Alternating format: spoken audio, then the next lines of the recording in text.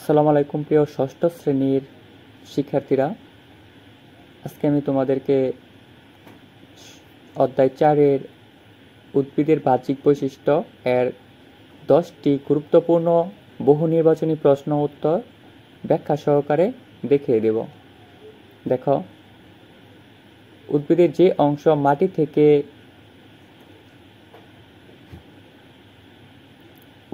যে অংশ মাটির নিচে থাকে এবং গাছকে স্থির রাখতে সাহায্য করে সেটি কি?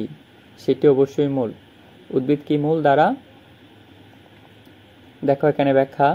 উদ্ভিদের মূল মাটিকে আঁকড়ে ধরে গাছকে খাড়া রাখতে এবং কি ঝড় বৃষ্টি থেকে রক্ষা করতে সাহায্য করে। 2 নম্বর প্রশ্ন দেখো, উদ্ভিদের কোন অংশ খাদ্য তৈরির প্রধান স্থান হিসাবে কাজ করে? সেটা হচ্ছে পাতা। উদ্ভিদের কোন অংশ খাদ্য তৈরির প্রধান স্থান হিসাবে কাজ করে? অর্থাৎ উদ্ভিদ খাদ্য তৈরি করে পাতার মাধ্যমে। কিসের মাধ্যমে? পাতার মাধ্যমে।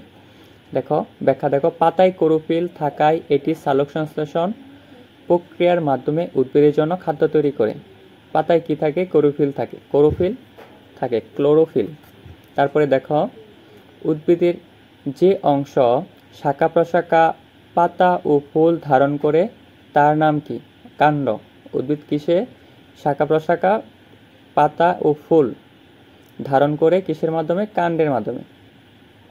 দেখো, পাপড়ি ও পরাগরেণু উদ্ভিদের কোন অংশে পাওয়া যায়? সেটা হচ্ছে ফুলে। পাপড়ি কোথায় পাবা? ফুলে। এগুলো তো ইজি প্রশ্ন। যাই হোক, কোন ধরনের মূলে প্রধান মূল থাকে না বরং একগুচ্ছ সরু মূল একসঙ্গে জন্মায়? সেটা হচ্ছে গুচ্ছমূল বা আরেক নাম ফাইব্রাস রুট। এর ব্যাখ্যাটা দেখো। গুচ্ছমূলে কোনো একক প্রধান মূল থাকে না, যেমন ধান, গম, গাছ জাতীয় উদ্ভিদে গুচ্ছমূল দেখা যায়। কিসে দেখা যায়? এই ব্যাখ্যাটা তোমরা ভালো করে পড়বা। ধান, গম, গাছ জাতীয় উদ্ভিদে গুচ্ছমূল বেশি দেখা যায়। 6 নম্বর দেখো, পাতার যে সবুজ রঞ্জক পদার্থের কারণে সালোক সংশ্লেষণ ঘটে তার নাম হচ্ছে ক্লোরোফিল।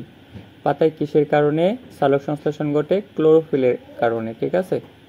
তারপরে দেখো, উদ্ভিদের কাণ্ডের পর্ব থেকে উৎপন্ন হয় মাটির নিচে বৃদ্ধি পেতে পারে এমন কাণ্ডকে কি বলে? রূপান্তরিত কাণ্ড। অর্থাৎ দেখো, উদ্ভিদের কাণ্ডের পর্ব থেকে উৎপন্ন হয়ে মাটির নিচে বৃদ্ধি পেতে পারে এরকম কাণ্ডকে বলে? রূপান্তরিত কাণ্ড।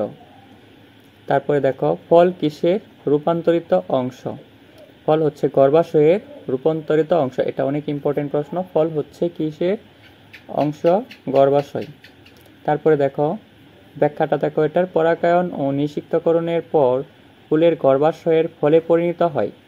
কি হয়? পরাগায়ন এবং নিষিক্তকরণের পর ফুলের গর্ভাশয় ফলে পরিণত হয় এবং এর ভিতর বীজ উৎপন্ন হয়। তারপরে দেখো 9 নম্বর প্রশ্ন, পানির অভাবে পাতা যে প্রক্রিয়ার জলীয় ভাস্ব পরিবেশ নির্গত হয় তাকে কি বলে? তাকে বলা হয় প্রস্বেদন। দেখো, পানির অভাবে পাতার যে প্রক্রিয়ায় জলীয় ভাস্ব পরিবেশে নির্গত হয় তাকে বলে প্রস্বেদন। দেখো, প্রস্বেদন কাকে বলে? এই প্রশ্নটা তোমরা শিখবা। ঠিক আছে। প্রস্বেদন কাকে বলে? প্রস্বেদন হলো উদ্ভিদের পাতা ও অন্যান্য বায়বীয় অংশ দিয়ে অতিরিক্ত পানি জলীয় বাষ্প আকারে পরিবেশে ছড়িয়ে দেওয়ার প্রক্রিয়া। অর্থাৎ প্রস্বেদন কাকে বলে? প্রস্বেদন হলো উদ্ভিদের পাতা ও অন্যান্য বায়বীয় অংশ দিয়ে অতিরিক্ত পানি জলীয় বাষ্প আকারে পরিবেশে ছড়িয়ে দেওয়াকে প্রস্বেদন বলে। তারপরে দেখো, জাপ পোকা বা মশার মতো প্রাণী উদ্ভিদের কোন অংশ থেকে রস শোষণ করে? এটা তো হচ্ছে পাতা বা কাণ্ড। ঠিক আছে। কাণ্ড বা